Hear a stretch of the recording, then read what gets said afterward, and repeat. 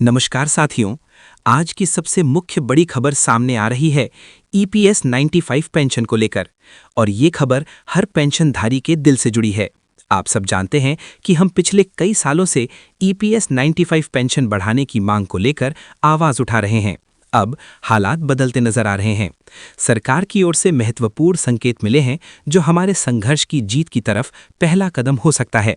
इसलिए साथियों, अगर आपने अब तक हमारे चैनल ईपीएस 95 नेटवर्क को सब्सक्राइब नहीं किया है तो अभी सब्सक्राइब करें, वीडियो को ज़्यादा से ज़्यादा शेयर करें और हमारे इस आंदोलन को हर पेंशनर तक पहुंचाएं, क्योंकि ये सिर्फ एक खबर नहीं, ये हमारी उम्मीद, हमारा संघर्ष और हमारा हक है। ईपीएस पेंशन हक न्यूज़। सरकार ने 2025 तक ईपीएस 35 पेंशन बढ़ाकर 10,000 रुपये कर दी। कर्मचारी पेंशन योजना ईपीएस 35 भारत भर के लाखों कर्मचारियों के लिए सेवानिवृत्ति सुरक्षा का आधार रही है। अपनी शुरुआत से ही इसने एक महत्वपूर्ण सुरक्षा कवच प्रदान किया है, जिससे ये सुनिश्चित हुआ है कि पेंशन भोगियों को सेवानिवृत्ति के बाद एक स्थिर आय प्राप्त हो। 2025 के लिए ईपीएस 95 पेंशन वृद्धि की घोषणा के साथ पेंशन भोगी अपने मासिक लाभों में उल्लेखनीय वृद्धि की उम्मीद कर सकते हैं। ये विकास उन सेवानिवृत्त व्यक्तियों के जीवन की गुणवत्ता में सुधार का वादा करता है, जो इन पेंशनों पर बहुत अधिक निर्भर हैं। इस लेख में हम इस वृद्धि के विवरण, इसके निहितार्थ और पेंशन भोगियों के लिए ये कदम क्यों महत्वपूर्ण है, इस पर चर्चा करेंगे। ईपीएस 95 और इसके महत्व को समझना।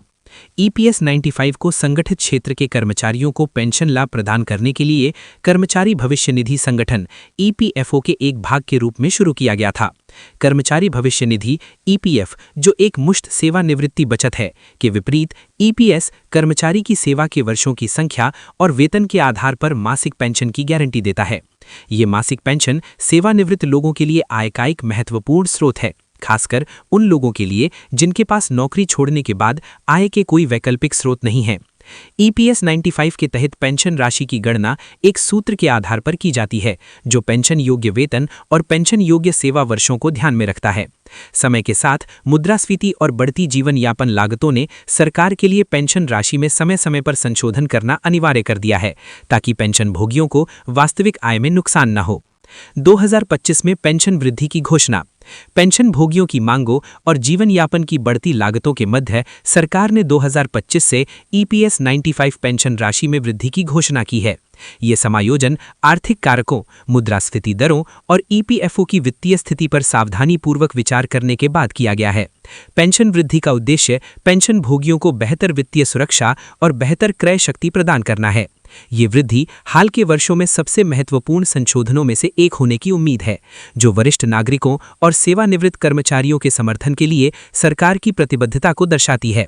इस कदम को श्रमिकों के योगदान को मान्यता देने तथा ये सुनिश्चित करने की दिशा में एक सकारात्मक कदम के रूप में देखा जा रहा है, जिससे ये सुनिश्चित होता है कि वे अपनी सेवानिवृत्ति के वर्षों को सम्मानपूर्वक जी सकें। पेंशन वृद्धि का पेंशन भोगियों पर क्या प्रभाव पड़ेगा? पेंशन भोगियों के लिए ईपीएस 95 पेंशन में वृद्धि का अर्थ है हर महीने अधिक व्यय योग्य आय। ये अतिरिक्त आय बढ़ती स्वास्थ्य देखभाल लागत, मुद्रास्फीति से संबंधित मूल्य वृद्धि और दैनिक खर्चों को पूरा करने में मदद कर सकती है। कई पेंशन भोगी निश्चित आय पर जीवन यापन करते हैं और आवश्यक वस्तुओं और सेवाओं की कीमतों में लगातार वृद्धि के कारण अपने खर्चों का प्रबंधन करना उनके लिए चुनौतीपूर्ण होता है। इस वृद्धि के साथ पेंशन भोगियों के पास इन वित्तीय आवश्यकताओं को अधिक आराम से पूरा करने के लिए एक सहारा होगा। इसके अलावा इस वृद्धि से सेवानिवृत्त लोगों के बीच वित्तीय तनाव कम होने और उनके समग्र कल्याण और मानसिक स्वास्थ्य में सुधार होने की उम्मीद है। उच्च पेंशन का आश्वासन वित्तीय प्रबंधन की चिंताओं को कम कर सकता है और पेंशन भोगियों को अपनी सेवानिवृत्ति का अधिक पूर्ण आनंद लेने में सक्षम बना सकता है। पेंशन वृद्धि से व्यापक अर्थव्यवस्था को भी लाभ होता है। उच्च आय वाले पेंशन भोगी वस्तुओं और सेवाओं पर अधिक खर्च करने की संभावना रखते हैं, जिससे स्थानीय व्यवसायों को बढ़ावा मिलता है और आर्थिक विकास में योगदान मिलता है। इस बढ़े हुए खर्च का उन समुदायों पर सकारात्मक प्रभाव पड़ सकता है जहां सेवानिवृत्त लोगों की संख्या अधिक है। पेंशन वृद्धि को प्रभावित करने वाले कारक। पेंशन वृद्धि की सीमा निर्धारित करने में कई कारकों ने भूमिका निभाई। मुद्रास्फीति एक प्रमुख विचार केंद्र है, क्योंकि ये निश्चित आय की क्रय शक्ति को कम करती है। मुद्रास्फीति के साथ तालमेल बनाने के लिए पेंशन को समायोजित करके सरकार ये सुनिश्चित करती है कि सेवानिवृत्त लोग अपने जीवन स्तर को बनाए रखें। एक और कारक ईपीएफओ की वित्तीय स्थिरता है। बढ़ी हुई पेंशन भुगतान को बनाए रखने की इस निधि की क्षमता इसके निवेश प्रदर्शन और वर्तमान कर्मचारियों व नियोक्ताओं के योगदान पर निर्भर करती है। सावधानीपूर्वक वित्तीय नियोजन और प्रबंधन ने ईपीएफओ के लिए इस वृद्धि की घोषणा करना संभव बना दिया है। जनसांख्यिकीय त्रिकोण जैसे सेवानिवृत्त लोगों की बढ़ती संख्या और लंबी जीवन प्रत्याशा भी पेंशन नीतियों को प्रभावित करती है। जैसे जैसे लोग लंबे समय तक जीवित रहते हैं, उन्हें लंबी अवधि की पेंशन की आवश्यकता होती है, जिससे समय समय पर संशोधन अनिवार्य हो जाता है। पेंशन भोगियों को आगे क्या पता होना चाहिए? पेंशन भोगियों को पेंशन वृद्धि के विशिष्ट विवरणों, जिसमें संशोधित पेंशन दरें और प्रभावी तिथियां शामिल हैं, के बारे में जानकारी रखनी चाहिए। ये समझने के लिए कि ये वृद्धि व्यक्तिगत पेंशन राशि को कैसे प्रभावित करेगी, ईपीएफओ या संबंधित सरकारी निकायों से आधिकारिक संचार पर नजर रखना महत्वपूर्ण है। इसके अतिरिक्त पेंशन भोगियों को अपने पेंशन स्टेटमेंट की नियमित रूप से समीक्षा करनी चाहिए और यदि उन्हें कोई विसंगति दिखाई दे या कोई प्रश्न हो तो ईपीएफओ कार्यालयों से संपर्क करना चाहिए। सक्रिय रहने से यह सुनिश्चित होता है कि पेंशन भोगियों को वे सभी लाभ मिलें जिनके वे हकदार हैं। पेंशन भोगियों के लिए अपनी समग्र वित्तीय योजनाओं की समीक्षा करने का भी ये उपयुक्त समय हो सकता है। पेंशन आय में वृद्धि के साथ कुछ लोग अपने वित्तीय भविष्य को और अधिक सुरक्षित करने के लिए अतिरिक्त निवेश या बचत रणनीतियों पर विचार कर सकते हैं। सरकार और ईपीएफओ की भूमिका। इस पेंशन वृद्धि में सरकार की भूमिका महत्वपूर्ण है।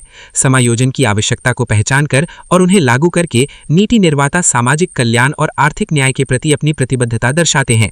इस योजना के प्रशासक के रूप में ईपीएफओ इस वृद्धि को कुशलता और पारदर्शिता से क्रियान्वित करने में महत्वपूर्ण भूमिका निभाता है। इस पहल की सफलता के लिए बढ़ी हुई पेंशन का समय पर वितरण करना और पेंशन भोगियों के साथ स्पष्ट संवाद बनाए रखना आवश्यक है। सरकार और ईपीएफओ को भविष्य में आवश्यकतानुसार समायोजन करने के लिए आर्थिक स्थितियों और पेंशन भोगियों की आवश्यकताओं की निगरानी जारी रखनी चाहिए। भविष्य की ओर देखना। ईपीएस 95 पेंशन का भविष्य। 2025 की पेंशन वृद्धि ईपीएस 95 पेंशन के भविष्य के लिए एक सकारात्मक मिसाल कायम करती है। ये बदलती आर्थिक वास्तविकताओं और जनसांख्यिकीय त्रिकोणों के अनुरूप पेंशन नीतियों को अनुकूलित करने के महत्व को प्रकाशित करती है। जैसे जैसे भारत का कार्यबल और अर्थव्यवस्था विकसित होती है, पेंशन प्रणाली को सेवानिवृत्त लोगों की आवश्यकताओं के प्रति संवेदनशील बने रहना चाहिए। आने वाले वर्षों में पेंशन कवरेज में सुधार, लाभ बढ़ाने और फंड की स्थिरता बढ़ाने के उद्देश्य से और भी सुधार किए जा सकते हैं। डिजिटल नवाचार और बेहतर डेटा प्रबंधन पेंशन प्रशासन की दक्षता में भी सुधार ला सकते हैं। पेंशन भोगियों के लिए मुख्य बात यह है कि उनकी चिंताओं को सुना और संबोधित किया जा रहा है। ये वृद्धि केवल धन के बारे में नहीं है, ये सम्मान, दिग्निता और देश के विकास में योगदान देने वालों के लिए एक सुरक्षित और आरामदायक सेवानिवृत्ति को सुनिश्चित करने के बारे में है। निष्कर्ष। 2025 के लिए ईपीएस 95 पेंशन वृद्धि भारत में पेंशन भोगियों के लिए एक महत्वपूर्ण मील का पत्थर है। ये बदलती आर्थिक वास्तविकताओं के बीच अत्यंत आवश्यक वित्तीय राहत प्रदान करती है और सामाजिक सुरक्षा के प्रति सरकार की प्रतिबद्धता को पुष्ट करती है। पेंशन भोगी अब बढ़े हुए मासिक लाभों की आशा कर सकते हैं, जो उनके जीवन की गुणवत्ता में सुधार और वित्तीय चिंता को कम करने में मदद करेंगे। ये वृद्धि एक सुव्यवस्थित पेंशन प्रणाली के महत्व को रेखांकित करती है, जो वर्तमान सेवानिवृत्त लोगों की आवश्यकताओं को फंड की दीर्घकालिक स्थिरता के साथ संतुलित करती है। जैसे जैसे पेंशन परिदृश्य विकसित होता जा रहा है, सेवानिवृत्त कर्मचारियों का समर्थन करने और उनके आजीवन योगदान का सम्मान करने के लिए सकारात्मक कदम उठाए जा रहे हैं। ये देखना उत्साहजनक है। पेंशन भोगियों के लिए 2025 में की गई ईपीएस 95 में वृद्धि एक स्वागत योग्य प्रोत्साहन है और ये याद दिलाती है कि उनका कल्याण अभी भी प्राथमिकता है। उचित जागरूकता और सक्रिय भागीदारी के साथ पेंशन भोगी इस वृद्धि का अधिकतम लाभ उठा सकते हैं और अधिक सुरक्षित और सम्मानजनक सेवानिवृत्ति का आनंद ले सकते हैं। अस्वीकरण। इस लेख में दी गई जानकारी केवल सामान्य सूचनात्मक उद्देश्यों के लिए है और वित्तीय या कानूनी सलाह नहीं है। पाठकों को अपनी पेंशन या सेवानिवृत्ति योजना से संबंधित कोई भी निर्णय लेने से पहले ईपीएफओ जैसे आधिकारिक स्रोतों से विवरणों की पुष्टि करनी चाहिए और किसी योग्य प्रोफेशनल से परामर्श लेना चाहिए।